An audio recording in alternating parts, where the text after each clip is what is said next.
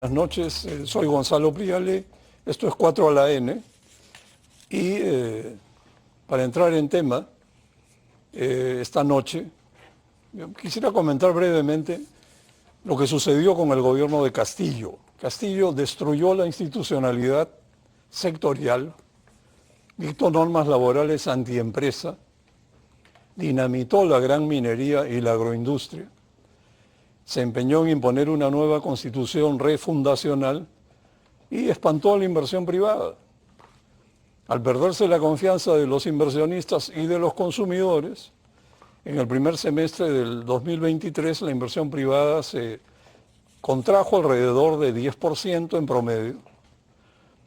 Y la inversión pública además cayó 11% en julio respecto a julio del 2022.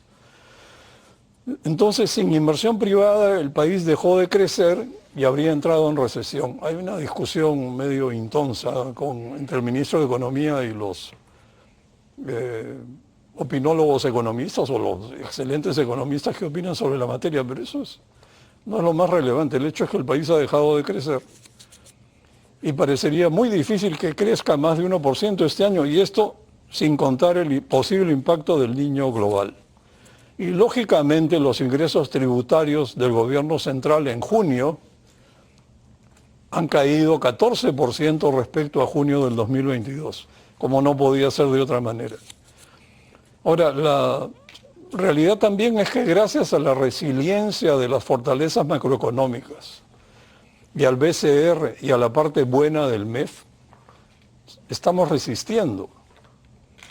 Pero más allá de la coyuntura, hoy quisiera conversar con ustedes cómo podría enrumbarse al país para recuperar la gobernabilidad y el crecimiento, y qué rol pueden jugar los grandes gremios. Están aquí en la mesa con nosotros Rosa Bueno, presidenta de la Cámara de Comercio de Lima, Alfonso Bustamante, presidente de Confiep, y Jesús Salazar, presidente de la Sociedad Nacional de Industrias. Muy buenas noches a todos y gracias por estar aquí. Empecemos, Alfonso, una pregunta. Muchos piensan que vivimos una estabilidad mediocre, con el país sin rumbo y sin liderazgos. ¿Crees que se puede continuar así por 3 años más? No, claramente creo que tenemos que ponerle turbo a la economía y turbo a la economía significa destrabar, primero generar confianza, como hablábamos antes. Generar confianza es fundamental para atraer a las inversiones, y también sabemos que las inversiones solamente vienen cuando están cómodas. Hoy día el empresariado global o el capital global puede poner los recursos en cualquier parte del mundo, donde sea más atractivo. Los países competimos por capital. El capital es importante porque genera trabajo, ¿no? Las inversiones generan puestos de trabajo y crecimiento de la economía. Y eso, por supuesto, llega al fin último, que es el bienestar de los ciudadanos, ¿no? No hay ruta corta. Lamentablemente, en estos tiempos vemos que hay propuestas, y desde los últimos años vemos que hay unas propuestas trasnochadas que sabemos que no generan ningún valor, economías que quieren regresar al proteccionismo, que quieren regresar al control absoluto del Estado, no controles de precios y todo el postulado de la izquierda, que en el Perú es una izquierda además muy radical. Esto, yo ya dudo de la buena fe de la izquierda radical, por supuesto, de las izquierdas en general hoy día, porque nadie quiere convertirse en Venezuela.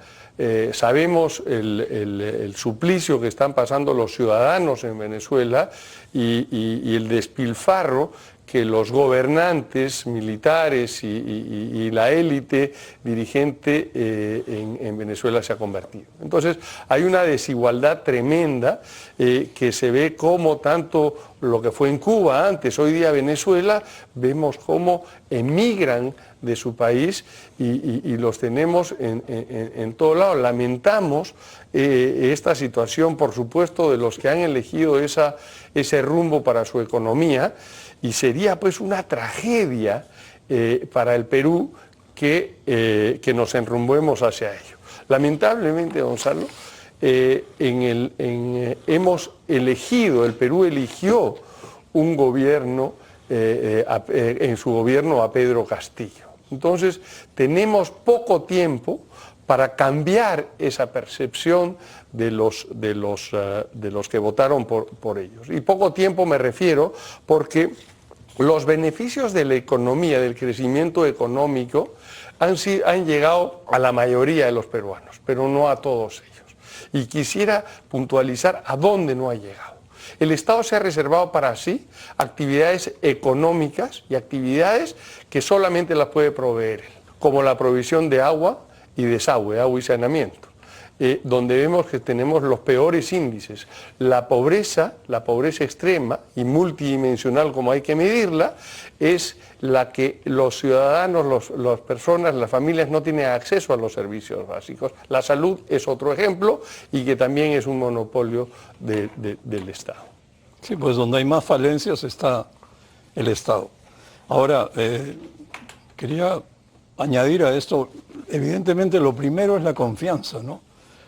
Pero algunos pensarán en el público que es una especie de capricho de los empresarios. Por eso yo quería preguntarles a ustedes dos, Rosa, ¿qué es la confianza de los inversionistas? A ver, yo creo que como en la conversación que vamos a tener hoy día es cómo nosotros desde los gremios empresariales podemos aportar a enrumbar el país. Creo que lo primero que tenemos que hacer, y creo que todos los que estamos en esta mesa lo hemos hecho, es una reflexión profunda sobre realmente el rol que estábamos desarrollando y si este rol era adecuado y si estábamos comunicando adecuadamente los beneficios del libre mercado y todo lo que Alfonso acaba de describir con tanta claridad. Entonces nosotros ya a partir del 2022 pensamos que un rol empresarial debía entrar a hacer política, no política partidaria, pero presentación de propuestas de políticas públicas, y nosotros elegimos 4 temas fundamentales que me parecen muy importantes para restablecer la confianza y para poder tener un clima de negocios adecuado. El primero de ellos, sin duda, es el fortalecimiento de la democracia. Nosotros hemos sido testigos que hemos estado a punto de perder la democracia, y ya sin democracia hablar del rol del empresariado y la reactivación como que no tiene mucho sentido, ¿no? En noviembre del año pasado nosotros como Cámara presentamos una propuesta de política para modificar el capítulo político de la Constitución, buscando ¿qué? Para confianza, exactamente, mejorar la idoneidad y la integridad de los representantes, porque ¿qué confianza puede haber cuando tenemos congresistas o tenemos funcionarios públicos con los bajos niveles de educación, no es educación, discúlpenme, sino de experiencia, por llamarlo de una manera gentil, o con estas grandes acusaciones que tienen, ¿no? Entonces, creo que hay que darle ahí un impulso.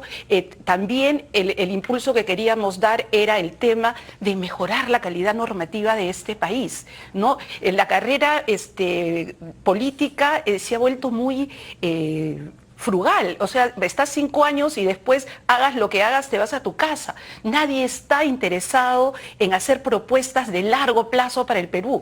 Todos entran a la política a sacar réditos inmediatos y eso no puede continuar. Y hemos presentado algunas propuestas que no son tan atractivas, como dicen los chicos ahora, no son tan sexys, pero creemos que la reelección en el Congreso es muy importante, y tener sin duda bicameralidad para levantar el nivel. La otra propuesta que estamos trabajando es la propuesta, o que ya terminamos, es el fortalecimiento del libre mercado. Es increíble, nosotros nos preguntamos ¿qué estuvo mal si todos sabemos que este capítulo económico de la Constitución nos llevó a crecer a tasas por encima del 5% los últimos 25 años, ¿no? Antes de la debacle por la que estamos atravesando? Entonces, ¿qué es lo que pensábamos? Que teníamos que empezar a escucharnos. O sea, coincido, y los empresarios siempre vamos a defender el libre mercado porque es la única fórmula que ha demostrado que sirve para generar riqueza. Pero también es importante escuchar. Hicimos un esfuerzo de escucha y analizamos, pese a que sabíamos el resultado, el libro, y encontramos que el problema no era el texto, sino que no habíamos comunicado. Entonces decidimos este trabajo convertirlo en un libro casi de caricatura, donde hemos tomado los 10 mitos con los que trabajan estos grupos que quieren modificar el sistema económico del Perú, y hemos desmitificado, pero de una manera sencilla. Es importante que los jóvenes entiendan, porque el problema creo que hemos tenido es comunicación. Entonces, esto estamos presentando, creo que los gremios tenemos la obligación de aportes para levantar el debate nacional. Creo que este tipo de aportes ayuda. La otra política pública es seguridad ciudadana. Hemos escuchado con gusto que en el mensaje presidencial se han recogido algunas de las propuestas, pero también hay propuestas que no necesitan del gobierno, que somos nosotros los empresarios que tenemos que empezar a trabajar en mejorar, en ayudar, en ver. Nosotros en la Cámara tenemos un programa que es Barrio Seguro, que nos ayuda un poco a justamente esto. Y para terminar, y creo que me voy a ir un minutito, estamos haciendo el cuarto trabajo que creo que es muy importante, es el de formalidad. Nosotros ya en el 2019 presentamos una investigación que hizo Macrocónsul, en el cual presentábamos propuestas para modificar el sistema tributario y el sistema laboral. En el sistema tributario hemos escuchado al ministro decir hace poco que va a simplificar el régimen de las MIPES, eso es una de las propuestas que se hizo, pero pensamos que la formalidad va mucho más allá que los temas tributarios y laborales. Así que estamos haciendo un enfoque más sociológico y esta investigación está a cargo de Carlos Meléndez, y próximamente también la daremos a conocer, y por ahí va, creo que una forma de enrumbar al país que estamos proponiendo desde la Cámara de Comercio. Y Jesús, ¿qué es lo que motiva la confianza en los industriales? A ver, la confianza es conocimiento. Si uno tiene conocimiento, genera confianza. ¿Y qué pasa en el Perú? No hay conocimiento, no hay predictibilidad. No sabemos a dónde caminamos, no sabemos a dónde vamos. Nadie en el Perú puede enunciar una visión de largo plazo. Nadie en el Perú podrá decirme a dónde estará nuestro país en el año 2050, por ejemplo.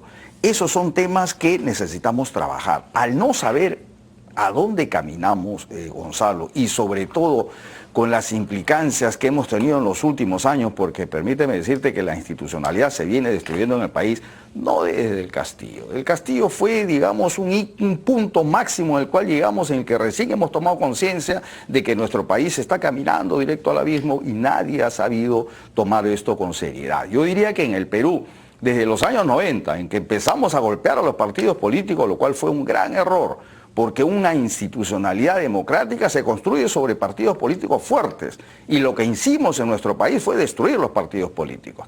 Abrimos la posibilidad de que se surgieran estos movimientos que uno no sabe a dónde caminan ni cómo piensan, cuyos nombres más refieren a lemas deportivos que a una ideología política y de conocer hacia dónde se dirigen sus propuestas. Esto ha venido destruyendo al país. Y tanto es así que ya llegamos a una situación sumamente crítica. Y yo soy muy directo en decir que la situación económica del Perú sí está complicada. Y si bien es cierto, no le podemos llamar recesión técnica aún, estamos camino a ello. Un trimestre más y ya estaríamos en una recesión técnica. Estar en menos 1.4% del PBI en mayo es una locura. Estamos repitiendo cifras del año 2008-2009, de la época de la crisis internacional. La manufactura solo en mayo, Gonzalo, ha caído más del 15% y va acumulando casi 5% negativo en lo que va del año. Esto dice que el Perú a fin de año podría estar bordeando 1.2% de PBI. Y el problema no es el número del PBI per se, el problema es que el Perú con esos números va a incrementar su pobreza. Y ya lo decía Alfonso, que el tema de la pobreza hay que medirla multidimensionalmente.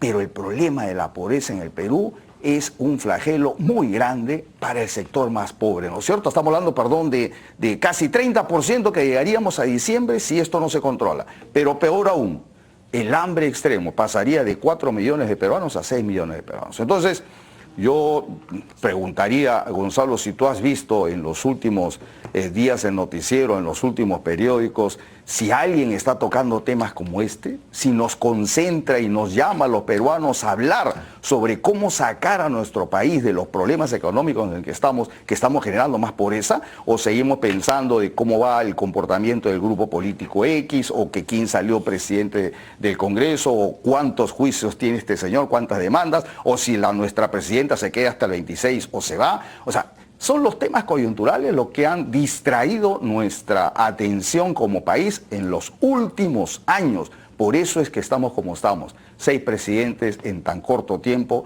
dicen que estamos fallando en algo. Exacto, y esta noche justamente vamos a tratar de ir más allá de la coyuntura. Y Alfonso, ¿cómo crees que se recupera la credibilidad? ¿Es posible un shock de confianza que el país evidentemente necesita con urgencia, al mismo tiempo que la Municipalidad Metropolitana de Lima intenta desconocer contratos y fallos arbitrales de una concesión tan importante? Sí, a ver, la confianza demora en construir muchos años, pero se destruye en pocas acciones. Creo que la acción de la Municipalidad Metropolitana de Lima en este momento está yendo por el camino equivocado, por la destrucción de la confianza.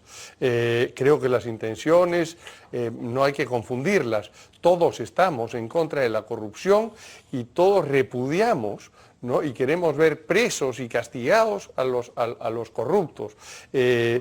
Hacerlo con las formas de romper contratos fuera del establecimiento de los mismos, que eran el proceso arbitral, creo que destruye la confianza y no ayuda. Máximo si es que parte de los actores no estuvieron en el momento de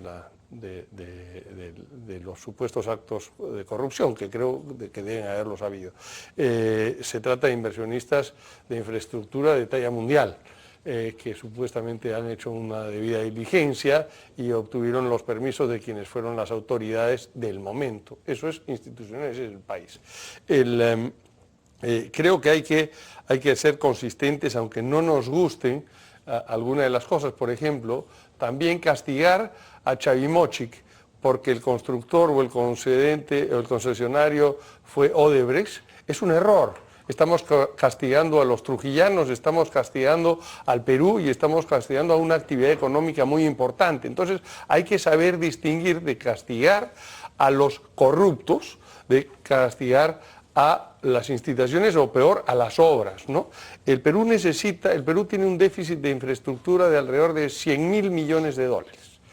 El Perú tiene, a pesar de tener unos recursos muy importantes hoy día, no le alcanzan para cubrir solamente con obra pública este déficit. Y ese déficit de infraestructura es otra vez mejor calidad de vida para los peruanos. Necesitamos entonces del sector privado para hacerlo. Necesitamos del capital del mundo, que es el capital no necesariamente está en el Perú. Entonces hay fondos de inversiones en el mundo que están dedicados a inversiones en infraestructura. Hay que atraerlos y para eso hay que generar confianza. Y esto no podremos cerrar las brechas si no atraemos a ese capital y si no desarrollamos infraestructura. Sí, efectivamente. Rosa, en el mensaje presidencial se presentó al Estado como el eje de la reactivación y puso mucho énfasis el mensaje en inversiones en infraestructura, muy grandes, medianas y pequeñas, pero en cantidades pocas veces vistas antes. Y como el gobierno parece que desconfiara de la inversión privada, se ha concentrado en acuerdos de gobierno a gobierno, que en el fondo son obras públicas tercerizadas. Y para eso ha creado la Autoridad Nacional de Infraestructura. Bueno, entonces, ¿cómo puede el gobierno inspirar confianza si no confía en el sector privado? Y tampoco confía en sus propias capacidades y recurre a gobierno para muchas inversiones. A ver, no es una pregunta fácil. La verdad, yo empezaría diciendo que el gobierno tiene muy pocas capacidades en este momento. Después del paso destructivo del gobierno de Castillo, los ministerios y todas las entidades que estaban dedicadas a promocionar inversiones, etcétera, muchas han sido realmente arrasadas. Hay un trabajo en estos últimos 8 meses de reconstrucción de estas autoridades, ¿no? Por ejemplo, ya vemos que en Proinversión ya hay una persona que dirige esta importante entidad y que ya está saliendo con los proyectos, cosa que no ocurría, ¿no? Respecto al tema de reconstrucción con cambios, yo particularmente no pienso que el hecho de ir a proyectos gobierno a gobierno sea desconfiar del empresariado local, ¿no?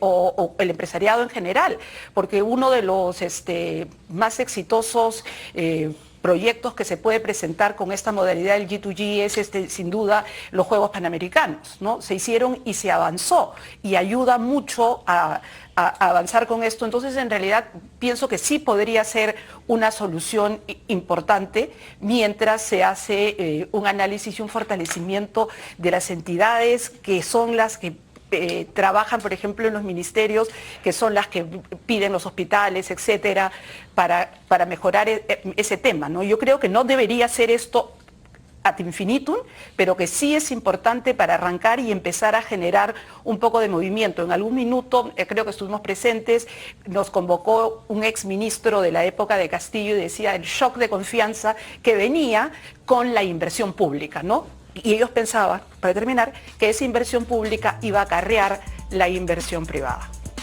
Bueno, vamos a una pausa y volvemos. Bueno, estamos de regreso. Un pequeño comentario, ¿no?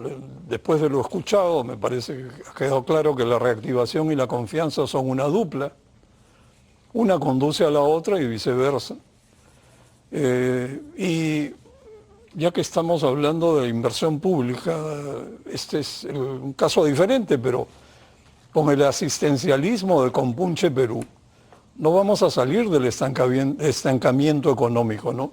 Se requiere atraer inversión privada en serio para reactivar la economía, generar empleo y dejar que el mercado haga su trabajo, que es al final del día la solución a los problemas. Jesús, entrando a aspectos específicos, ¿qué se debería hacer con el paquete de normas laborales antiempresa que dictó la dupla Castillo-Betsy Chávez? Ok, primero permíteme, Gonzalo, opinar sobre el tema de la inversión pública. Yo sí creo fehacientemente que tiene que haber un shock de inversiones públicas, porque la inversión privada sí se está paralizando, es más, no está paralizando, está cayendo.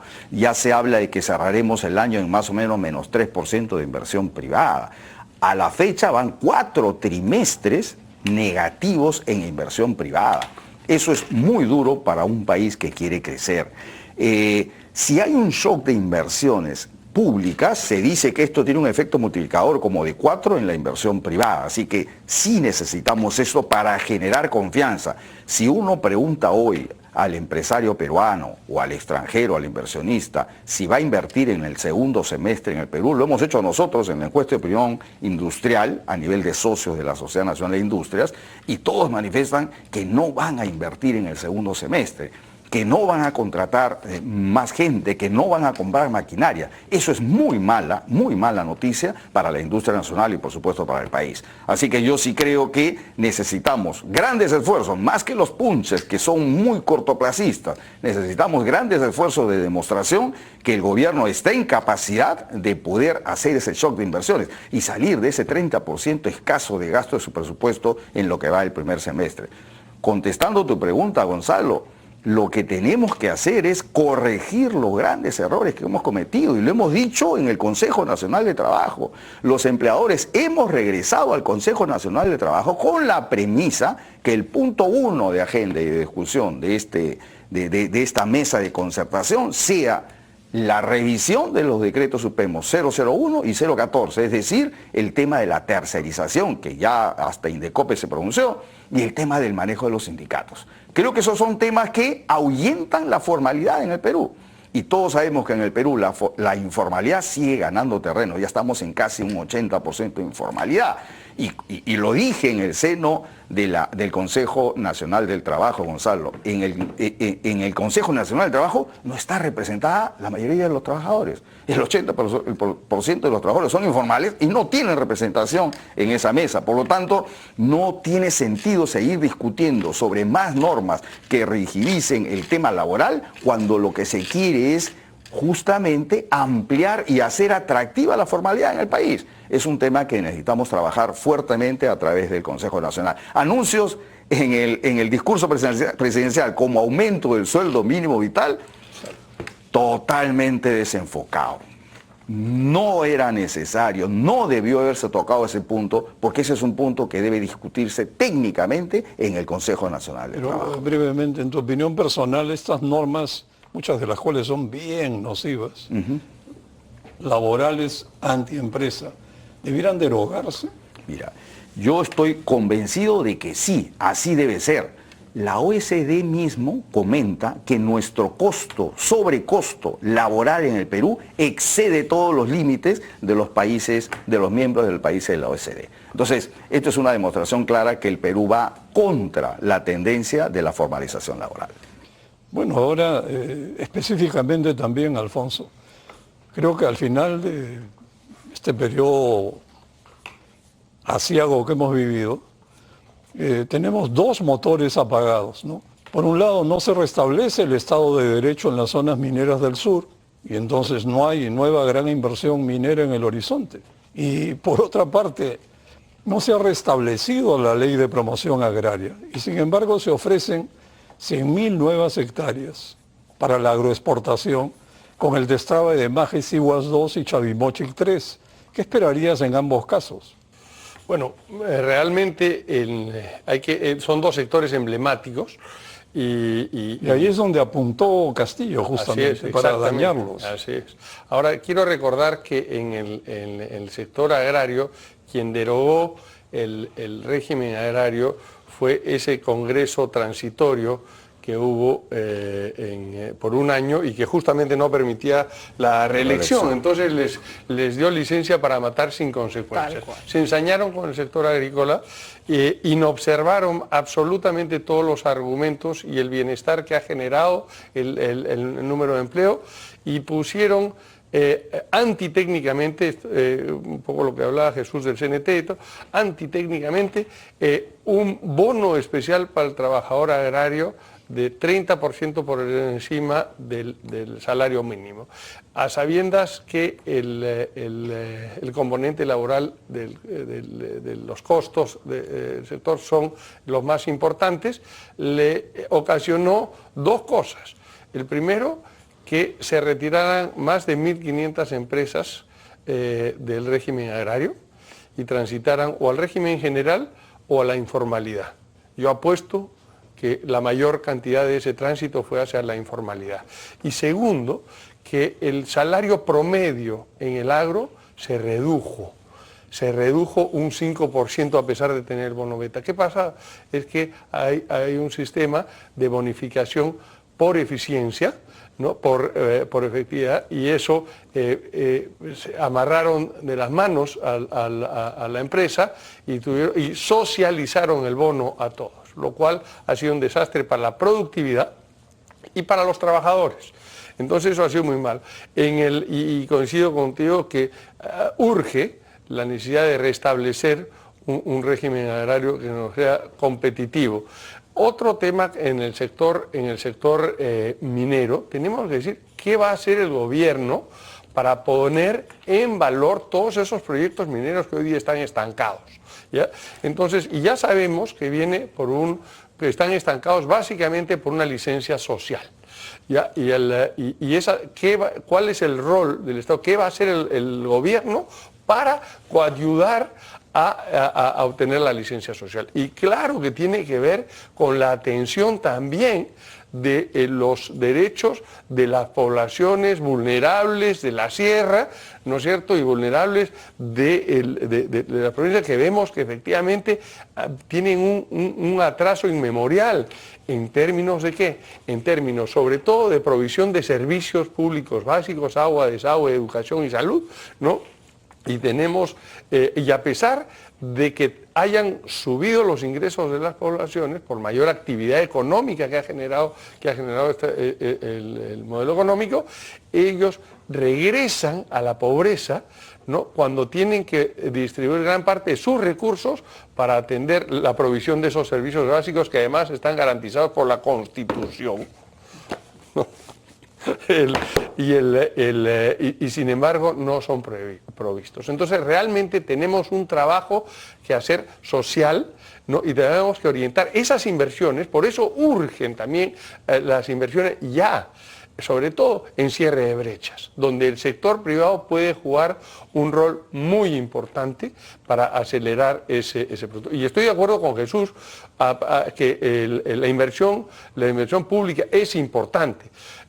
Hoy día el país no puede darse el lujo de decir no solo quiero inversión pública o solo quiero inversión privada. Necesitamos todos los vale. mecanismos para acelerar este cierre de brechas y reactivación de la economía. Reactivación de la economía es generarle trabajo a nuestros hijos. O sea que hoy día, sin ellos, nuestros hijos no tienen futuro. Exacto, yo creo que estamos dando en el clavo, hay que hacer que las obras se muevan, obras públicas, obras privadas. Al año se presupuesta recursos para unos 58.000 proyectos. Y más o menos 47.000 son obras locales, pequeñas, cuyo monto promedio es $500.000 de soles. Esa es la obra pública donde hay más reto. Ahora, Rosa, sincerando un poco el tema, es casi nula la capacidad de gestión del gasto público en obras en los gobiernos regionales y locales, que ahora reciben 65% del presupuesto en obras, como acabo de mencionar, para miles de obras locales y, por supuesto, obras regionales que normalmente son medianas o de mayor tamaño. ¿Tú dirías que la descentralización no ha funcionado? Yo creo que la descentralización ha funcionado, y voy a ser irónica porque tuvimos un evento hace poco en la Cámara, que es el Cubo Badis. Estamos descentralizando corrupción, y por eso voy a insistir, aunque caiga pesada, que las autoridades que estamos eligiendo son las que están mal. Por eso es que tenemos que dar una mirada más allá de este tema, que es importantísimo y que los gremios lo hemos hecho tradicionalmente y hemos aportado bien, dar esa mirada hacia temas más profundos, como es el tema de la elección de nuestras autoridades. Alfonso, y tú hablabas de cómo hacemos caminar los proyectos mineros. Es paradójico, pero si uno analiza el gasto, la capacidad de gasto de las regiones que tienen canon, es mínima. Entonces, ¿cómo puedes hablar tú con esa población de que esos desarrollos mineros los están beneficiando cuando no los están beneficiando? Entonces, tenemos un problema que es anterior a este tema, que tenemos que agarrarlo, pero así de frente. No lo vamos a solucionar hoy día, pero no lo debemos perder de vista, ¿no? El tema de la licencia social es un tema complejo y es un tema en que las bases del Estado están fallando. La capacidad de gasto es mínima, por eso gerencia, el punche gerente, porque todos son punches ahora en el gobierno, es importantísimo. Hay que, y tal vez los gremios de alguna manera podríamos trabajar con las regiones para ayudar a hacer un efectivo gasto público y que esa plata se gaste. Esa plata que se genera con esta constitución económica no se gasta mal. Todo lo que se desperdicia en corrupción es impresionante. Y no solamente en corrupción pura y dura de coima debajo de la mesa, sino en la corruptela de obras que no son obras adecuadas, que duran un mes, 2 meses, con materiales. El sistema que tiene la forma de presentar los contratos en el Perú son precio y rapidez, y no necesariamente el precio y la rapidez van a generar obras de buena factura para ayudar a cerrar las brechas que tanto necesita el país. Claro, lo que pasa es que hay tantas obras pequeñas que una vez que se declara en emergencia una zona, una región, como suele ocurrir últimamente, como si ese fuera el método para gobernar, declarar en emergencia lo que se mueve, bueno, eso conduce a obras que se ejecutan por administración directa de los alcaldes. Los alcaldes se vuelven ingenieros y reparten propina en la población y hacen como que construyen una obra que nunca va a haber resultados. Pero en el fondo, la gestión en muchas municipalidades es nula, no tienen capacidad técnica. Habría que agrupar proyectos en regiones enteras y darle otra escala, y mejor sería que se haga cargo el gobierno central. Y esto lo pueden construir a escala mayor grandes empresas y no hacerlo por puchitos que no se terminan. Entonces el problema no es que se deja de gastar cada año 30% del presupuesto, sino que con el 70% que sí se recibe, no son capaces de iniciar y concluir los proyectos en el plazo ni en el presupuesto asignados, y muchas veces las obras no se concluyen. Entonces la plata se pierde en obras deficientes o paralizadas y en corrupción. Como tú dijiste muy bien, Rosa, la descentralización habilita a gobernadores y alcaldes a saquear el Estado. Creo que esa es la manera de expresar claramente lo que nos está sucediendo y hay que remediarlo. Ahora, Jesús, no solamente es una broma, no solo de pan vive el hombre, también tenemos problemas políticos que golpean duramente el clima de inversiones y la confianza empresarial. ¿Qué opinas de la calidad de la política que se practica ahora en el país? Ok, brevemente nada más para hacer un comentario respecto al tema de las obras que para mí también es fundamental. Y yo sí creo, Gonzalo, en que las regiones deben seguir empoderándose, pero hay que ayudarlos a hacer esto. No podemos seguir pensando que desde Lima vamos a hacer todo a nivel país. El problema está en que, a decir de la Contraloría, esos 2.300 obras paralizadas por más de 23.000 millones de soles tienen dos problemas, técnico y de corrupción. El de corrupción es de toda nuestra sociedad, que hay que empezar a trabajar, y ahorita que vamos a hablar de política vamos a hablar de eso seguro. Y segundo es el tema técnico, y el técnico necesitamos hacer docencia técnica. Hace un ratito hablaban de los programas de gobierno a gobierno, por ejemplo. Yo soy uno de los que piensan que ese tipo de programas no deberían existir. Yo no creo que es lo más correcto para nuestro país. Yo sí creo que los técnicos peruanos estamos preparados para hacer nuestras propias obras.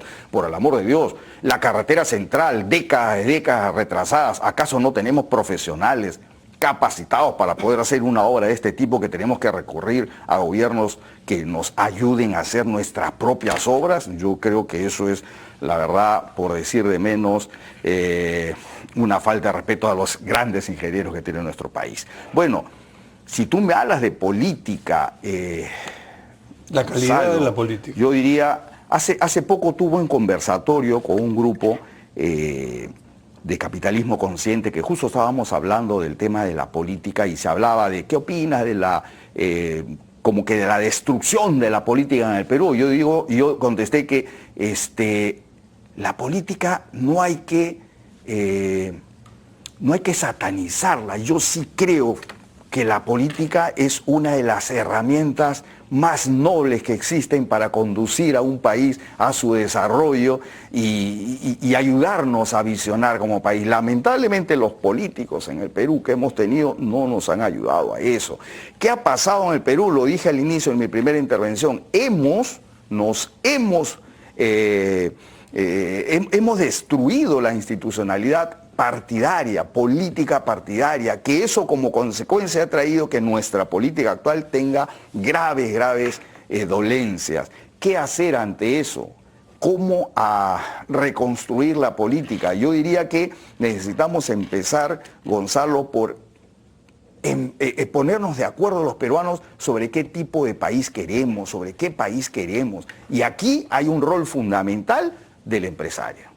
Yo creo que el empresario va a aportar muchísimo en los próximos años en lo que significa la política peruana, porque los empresarios hasta hace un tiempo pensábamos que nuestro rol terminaba pagando los impuestos y punto, y que el Estado se encargue de dirigir y conducir al país con las políticas públicas que ellos consideren, para eso son políticos. Hoy nos hemos dado cuenta que no es así, que los empresarios deberíamos estar en el día a día de la actividad nacional y opinar sobre política, y así como aportamos nuestros impuestos, tenemos que estar detrás del Estado para saber cómo los gasta y hacia dónde nos conducen como país. Yo tengo mucha confianza cada vez que recurro a las regiones, ya van más de 18 regiones que estoy visitando, Gonzalo, y veo una clase empresarial pujante que está comprometida con la visión de su región. Y eso yo lo traslado al Perú y veo que el empresariado es un sector que nos va a dar muy grandes satisfacciones en el mediano y quizá en el corto plazo, ¿no? Exacto. En el próximo segmento veremos cómo puede el empresariado aportar en esta, ¿cómo llamarla?, nueva hoja de ruta que necesita el país. Pero Alfonso, para terminar con este segmento, el gobierno actual, bueno, respeta la Constitución, no se puede, eso lo hace. Pero ¿no crees que debiera deslindar de una vez por todas de la Asamblea Constituyente y una nueva Constitución refundacional que sin duda constituye pues una enorme piedra en el zapato de la confianza empresarial y de los peruanos? Sí, creo que no solamente es eso es una función del gobierno central, sino es una función de todos nosotros, y felizmente hemos visto la temperatura sobre este tema ya descender, ya no está en la agenda. Creo que Jesús dijo en su primer momento, oye, tenemos que ocuparnos en lo que verdaderamente le importa a la gente. No, si le importa la política, yo creo que estamos hartos de la política, como se ha venido manejando. Se ha venido manejando en los últimos 6 años, hemos tenido 5 presidentes de la República, entonces, o al revés, ¿no? Hemos tenido 6 presidentes de la República en los últimos 5 años. Esto ha ocupado el centro de la atención de los medios, de los políticos, de los gobernantes y de la población en general. Tenemos que cambiar la agenda nacional y poner a la persona en el centro de la agenda y a los problemas de las personas en el centro de la agenda nacional. El tema de descentralización que se habló acá es una parte importante de los problemas que en la capacidad de ejecución de esto. En Confiep hemos hecho un trabajo, ¿no?, de análisis sobre la regionalización o la mal llamada regionalización, la descentralización, y hemos encontrado enormes falencias y hemos presentado 21 propuestas de solución que estamos haciéndolos al Ejecutivo y también al Legislativo en torno a esa escasa éxito en la gestión del cierre de brechas, porque se les ha transferido las responsabilidades pero no las capacidades, por ejemplo. Entonces se ha obviado todo lo que fue propuesto inicialmente.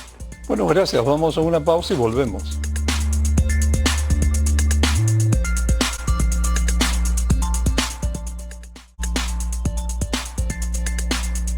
Estamos de regreso, ¿no? Y para ir al tema de qué hacer de aquí en adelante para contribuir al nuevo enrumbamiento del país, qué pueden hacer los grandes gremios que están aquí en la mesa.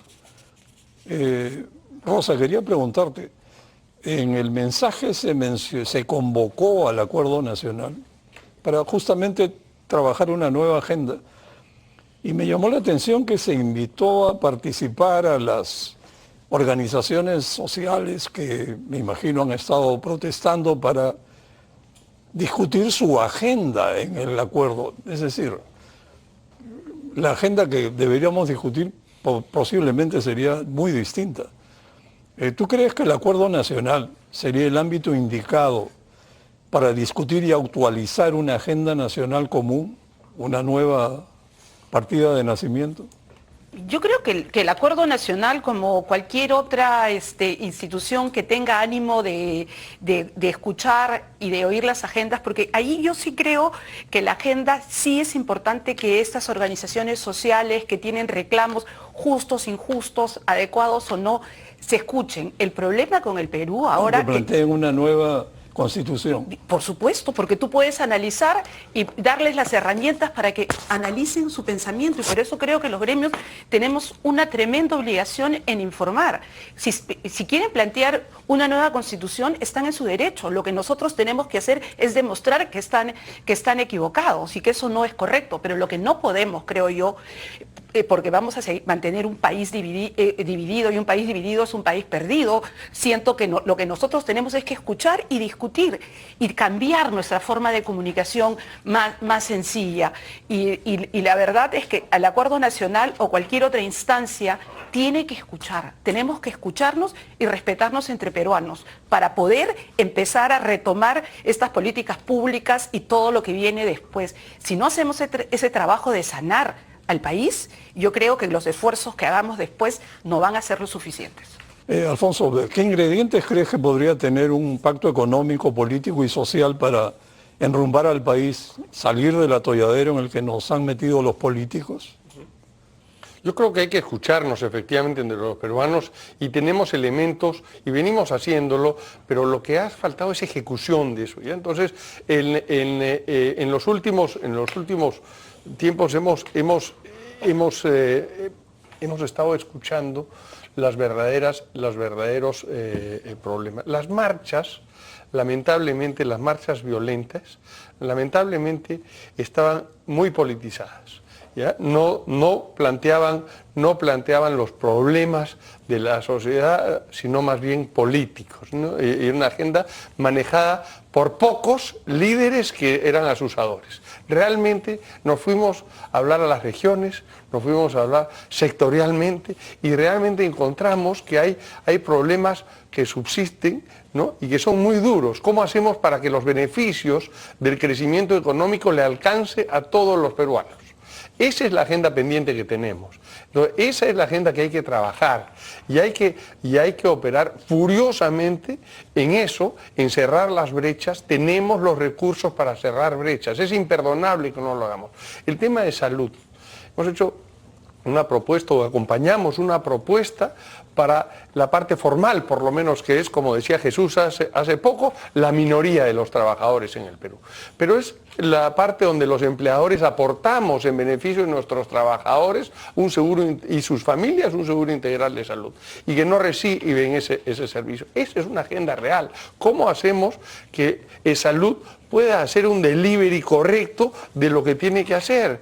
Entonces, comencemos por la gobernanza. Ya hay un proyecto de ley en el Congreso en torno a la gobernanza de salud.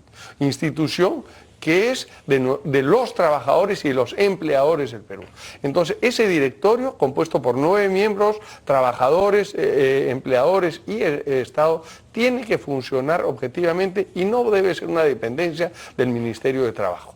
Tiene que hacer responsable de sus actos al directorio y trabajar empoderando a las gerencias y trabajando en beneficio del asegurado.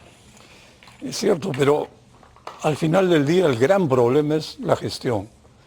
Lograr el resultado con la obra física que brinde el nivel de servicio exigible. Esa es la realidad tangible que tenemos que producir. Esto no termina en contratar bien y firmar el contrato y después sabe Dios qué pasa, y como yo asigné el presupuesto, vigilé que se firme el contrato, terminé mi misión. Si después esto falla, pues vayan a hablar a la otra, el gran bonetón. Y así no funciona un país. Y tenemos el caso de salud, el gran éxito de los hospitales Bata Blanca, Barton y Kaelin. No se reproduce, lo hemos visto, vemos cómo funciona, ahí está la solución y el costo fue bastante bajo. Los hospitales costaron 150 millones de soles cada uno, nada más. Y bueno, ¿por qué no se replica? Un enigma. Jesús, ¿qué reformas de mediano y largo plazo crees que se necesitan? Me das esta pregunta al final corta, no sé cómo voy a responderlo. Tu lista corta. Ok, yo diría... Tipo Twitter. Ok, yo diría lo siguiente. El Perú tiene que encontrar una ruta de desarrollo de largo plazo, que no la tenemos. Nuevamente, yo insisto, cada vez que tengo un foro y puedo decirlo, lo digo. Ojalá los peruanos nos sentemos y decidamos cuál va a ser nuestro futuro, porque los países que llegaron al primer mundo lo hicieron primero tomando la decisión de crecer, tomar la decisión de desarrollarse. Y en nuestro caso particular, el Perú tiene grandes ventajas comparativas que se esmera en vivir a espaldas de sus ventajas comparativas. Una de ellas, solamente doy un gran ejemplo de lo que se hizo con la ley de apoyo y motivación para las inversiones en la agricultura. Cuando esto se dio en los años 2000, el Perú solo exportaba 400 millones, menos, 370 millones de dólares. Y hemos llegado al 23, gracias a este esfuerzo de haber concertado una buena ley que promocionó la agroindustria, a más de 8.500 millones de dólares. ¿Eso cómo se llamó? Visionar una ruta de crecimiento y decidir una ruta de crecimiento. Una ventaja comparativa que tiene el Perú por su clima, por su geografía, es la agricultura. Lo supo explotar y nos fuimos adelante. Yo me pregunto, Gonzalo, ¿por qué no hacemos exactamente lo mismo con textiles? ¿Por qué no hacemos exactamente lo mismo con la industria naval? ¿Por qué no hacemos lo mismo con metalmecánica? ¿Por qué no hacemos lo mismo? En fin, hay muchos sectores de nuestra economía, por la situación en la que se encuentra nuestro país, que podría ser un gran impulsor de esa economía. Por eso yo quiero al final, Gonzalo, comentarte que la Sociedad Nacional de Industrias está entregando al Congreso de la República en el transcurso de la próxima semana un proyecto de ley para que el Perú pueda decidir su crecimiento a través de la nueva Ley General de Industria. Donde va a hacer es tener en cuenta 3 enfoques estratégicos. El primero, sectorial, entender que la manufactura, la política de industrialización de un país tiene que ser sectorial. Como se trabajó la agricultura, como se trabajaría textil, es totalmente distinto a cómo se puede trabajar la metalmecánica, en fin, debería haber un enfoque sectorial. Segundo, es un enfoque territorial. El Perú debe entender que no puede seguir viviendo de espaldas a sus regiones. Lima sigue concentrando el 60% de su producción y tenemos regiones como Huancavelica que escasamente llegan a 0,1% de participación de la manufactura. Y después nos preguntamos por qué estamos en un país tan heterogéneo. Y tercero, un enfoque de sostenibilidad. No hay forma de que el Perú siga hablando de un desarrollo si no es con un enfoque sostenible. Yo creo, Gonzalo, sinceramente, que el Perú, y a través de grandes foros de discusión, la presidenta habló de un pacto de reconciliación en su mensaje, y me gustó que empezara de esa manera, pidiendo perdón y hablando de que es necesario un pacto de reconciliación, buscando la paz, justicia y igualdad. Yo creo que eso nos une. Cuando a los peruanos nos hablan de bienestar, de futuro, de crecimiento, nos une. Yo creo que podríamos hacer grandes mesas de conversación macrorregionales, llegar a acuerdos, a visionar el crecimiento de estas 4 grandes macrorregiones que podríamos dividir el país y luego juntarnos a nivel nacional y tomar esa gran decisión de irnos hacia un país industrializado. Creo que eso es una tarea pendiente que hay que iniciarla ya. Y tú, Rosa, brevemente, en un par de minutos, ¿cómo ves el rol que podrían jugar desde el sector privado? Yo coincido con Jesús y lo he dicho en todas las oportunidades que he tenido, que ya pasó el tiempo en que nos tenemos que quejar que los políticos no nos dan una visión de desarrollo a largo plazo. Esa visión de desarrollo la tenemos que construir a través de los gremios, con liderazgo. Hay que comprometer a los jóvenes, no hay que tenerle miedo a la palabra política. La palabra política es importante y determina el bienestar del país, porque con autoridades, etcétera, ya les conté todo el tema con el que soy machacona, porque lo creo firmemente que tenemos que solucionar ese tema y creo que esa propuesta la tenemos que hacer desde los gremios, generar unas propuestas de desarrollo a largo plazo. La Cámara ha empezado con estos 4 temas que nos parecen fundamental. Jesús está trabajando en industrialización, Confiep ha trabajado muy bien también en regionalización. Creo que cada uno tiene ya avanzado una idea de desarrollo y otra cosa que tenemos que hacer es unirnos nosotros y empezar a sumar esfuerzos. Insisto, un país dividido es un país perdido. Desde el sector empresarial tenemos que hacer el trabajo que dejamos de hacer y hoy día es paradójico que de manera inversamente proporcional al crecimiento económico de los últimos años hubo la degradación de la política en el Perú. Tenemos que preguntarnos qué pasó y tomar nuestra parte de responsabilidad y juntarnos para cambiarlo. Bueno, Alfonso, ¿tú crees que cabría que desde el sector privado gremios como los de ustedes, que son los más importantes del país, junto con la academia y centros de investigación, formulen un llamado al país y formulen expliciten un nuevo rumbo, una hoja de ruta para salir de donde estamos hundiéndonos? Sí, de acuerdo con eso y con lo que dice Rosa, efectivamente. Yo creo que juntos somos mucho más fuertes, hay que unirnos además, porque tenemos ideas. Trabajamos ya en conjunto muchos temas. Hay muchos espacios en los cuales los gremios trabajamos juntos y eso ayuda, pero efectivamente la academia, también todos los gremios tenemos esfuerzos en cuanto a hoy día soluciones integrales de país.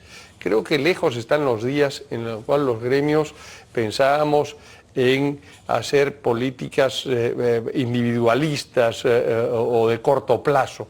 Acá lo que hemos hablado durante todo este tiempo es cómo hacer un mejor país, cómo acercar a los ciudadanos más desprotegidos, cómo traerlos al desarrollo, cómo generar competitividad para el país. Y estamos trabajando en esto. Yo creo que además estamos trabajando mucho más unidos de los que se cree. Bueno, me alegro de escucharlo y recuerdo que hace unos años, o varios años, generalmente la tendencia era que los empresarios miraban la política como si fuera algo ajeno, ¿no? Pero en realidad si no intervienes, terminas intervenido. Ahora, así es. Yo creo que, bueno, me alegro de haber estado conversando con ustedes. Siento que hay un espíritu de unidad de criterio para sacar al país adelante y sería muy importante una propuesta que venga de los gremios, sin que participen los políticos para no contaminarla con pequeños apetitos y presentársela al país, ¿no? Esto no tiene que pasar por el acuerdo nacional, más bien debería surgir de las raíces del empresariado, repito, la academia, centros de investigación, que son los que pueden aportar más sin tener en mente el afán partidario de ver cómo me acomodo para ver qué provecho saco. Entonces, no me queda sino agradecerles, Rosa, Alfonso y Jesús, muchísimas gracias. Ha sido grato conversar con ustedes. Buenas noches.